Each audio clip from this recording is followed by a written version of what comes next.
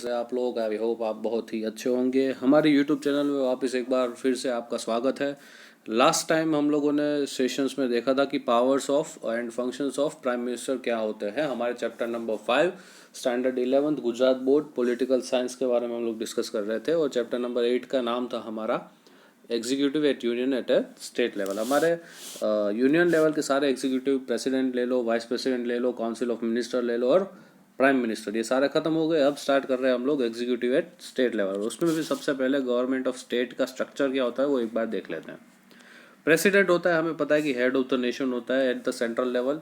ठीक है, वो अपॉइंट करता है प्राइम मिनिस्टर की एडवाइस पे किसे, गवर्नर को। गवर्नर कहाँ पे होता है, स्टेट में होता है। ठीक है, अच्छा, गवर्नर का मेन फंक्शन क्या है, वो as a connecting chain between union and state, मतलब कि राज्य और केंद्र के बीच में एक जो चेन का जो काम होता है, दोनों को कनेक्ट करने की एक जो कड़ी होती है वो होते हैं गवर्नर। ठीक है, फॉर्मली अगर देखा जाए तो वो हमारे राज्य के कॉन्स्टिट्यूशनल हेड होते हैं। मतलब अगर राज्य का राजा जिसे कहा जाए, वो राज्य के राजा होते हैं हमारे गवर्नर, हमारे चीफ मिनिस्टर नहीं होते। ठीक है, जैसे हमारे देश के राजा है प्रेसिडेंट, वैसे ही हमारे राज्य के राजा है गवर्नर। ठीक है, उनको जनरली 5 ईयर के लिए अपॉइंट किया जाता है। ठीक है, और गवर्नर किसे अपॉइंट करते हैं, गवर्नर मेजोरिटी पार्टी जो होती है स्टेट में, स्टेट लेजिस्लेटिव असेंबली में, उसके लीडर को as a chief minister appoint करती है। जैसे कि अभी हमारे विजय रूपाणी भाई है, उनके पास विधानसभा में मेजोरिटी है, तो हमारे गवर्नर है आचार्य देवव्रत, तो उन्होंने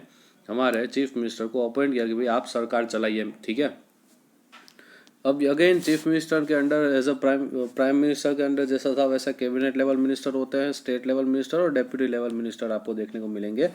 वहाँ पे काउंसिल ऑफ मिनिस्टर थी, यहाँ कैबिनेट ऑफ मिनिस्टर्स देखने को मिलेगी। और इसे कौन अपॉइंट करता है, इसे गवर्नर अपॉइंट करते हैं as an aid and advice of chief minister.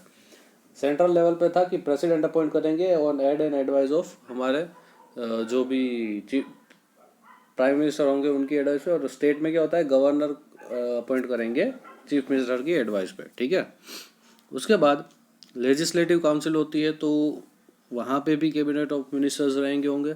और लेजिस्लेटिव काउंसिल होती है तो वहाँ पे डायरेक्ट इलेक्शन के थ्रू 5 साल के लिए मेंबर्स चुने जाते हैं, जिसे हम लोग MLA कहते हैं। MLA यानी मेंबर ऑफ लेजिस्लेटिव असेंबली। ठीक है, अब अगर गवर्नर की बात की जाए पर्टिकुलरली, तो according to the provision of a federal system of India, governor enjoys the special position as a link in the relationship between centre and state and in executive of state. मतलब कि governor को हमारे federal system में कड़ी बताया गया है between centre and state. मतलब कि नरेंद्र मोदी और विजय रूपाणी के बीच की जो कड़ी होगी वो हमारे होंगे आचार्य देवव्रत। तो आचार्य देवव्रत कौन है, हमारे गवर्नर है। According to the Indian constitution 1 governor is provided for each state. ठीक है, मतलब एक एक राज्य होगा, जैसे गुजरात है तो गुजरात का एक गवर्नर होगा, राजस्थान का एक गवर्नर होगा, मध्य प्रदेश का एक गवर्नर हो सकता है। ठीक है, लेकिन कभी कभी ऐसा हो सकता है कि किसी एक इंसान को एक से ज़्यादा स्टेट्स की जिम्मेदारी भी दी जाती है। ठीक है, जैसे बीच में आनंदीबेन पटेल को यूपी की और मध्य प्रदेश की दोनों की गवर्नरशिप दी गई थी। ठीक है, तो ऐसा कभी कभी हो सकता है, हमेशा नहीं होता। गवर्नर को कौन अपॉइंट करता है, प्रेसिडेंट अपॉइंट करता है। यहाँ पे आपको ध्यान रखना पड़ेगा कि यहाँ पे क्वेश्चन आ सकता है कि हु अपॉइंट्स द गवर्नर, तो आपका आंसर होगा प्रेसिडेंट। यहाँ पे एक चीज़ ये भी याद रखनी है कि गवर्नर का इलेक्शन नहीं होता या फिर उनको किसी पर्टिकुलर इलेक्शन की वहाँ से लाया नहीं जाता, बल्कि उन्हें डायरेक्टली अपॉइंट किया जाता है। किसके द्वारा, बाय प्रेसिडेंट। और प्रेसिडेंट को कौन कहेगा कि भाई इस बंदे को आप गवर्नर बनाओ, प्रेसिडेंट को प्राइम मिनिस्टर कहेंगे। ठीक है, अब गवर्नर के लिए कौन सी क्वालिफिकेशन होनी चाहिए, तो he must be a citizen of India, जो कि कॉमन है। ठीक है, और उसको 35 साल कंप्लीट होने चाहिए, 35 साल उनको कंप्लीट होने चाहिए, 35 ईयर्स के एज के होने चाहिए वो। ठीक है, गवर्नर कोई भी जो भी हमारा सदन होता है राज्य में, जैसे कि आप समझ लो कि पार्लियामेंट है, संसद लोकसभा और राज्यसभा होती है पार्लियामेंट में। और उसके बाद अगर स्टेट की बात की जाए तो स्टेट लेजिस्लेटिव असेंबली और काउंसिल होती है।